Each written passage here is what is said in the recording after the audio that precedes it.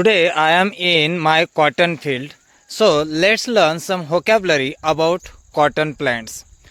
आता पहा, हे जे कापसाचं झाड आहे ना, या कापसाच्या झाडाला म्हटलं जातं कॉटन प्लांट.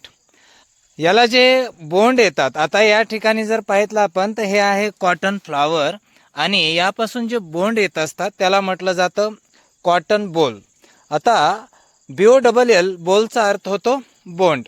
ही जी कापसाची शेती आहे, कापसाच्या शेतीला म्हटलं जातं कॉटन फील्ड. कापसाच्या शेतीला कॉटन फील्ड असं म्हटलं जातं. पहा, या कापसाच्या तंतूंपासून जो धागा तयार केला जातो आणि त्याची प्रक्रिया असते त्याला स्पिनिंग असं म्हटलं जातं. आणि धाग्यांपासून कापड तयार करण्याची जी प्रक्रिया असते त्याला विविंग असं म्हटलं जातं. कापसाच्या धाग्यांपासून जे कपडे तयार केले जातात त्याला टेक्स्टाईल असं म्हटलं जातं. या कापसाशी रिलेटेड जे काय उत्पादन असतं अशा इंडस्ट्रीला कॉटन इंडस्ट्री असं म्हटलं जातं.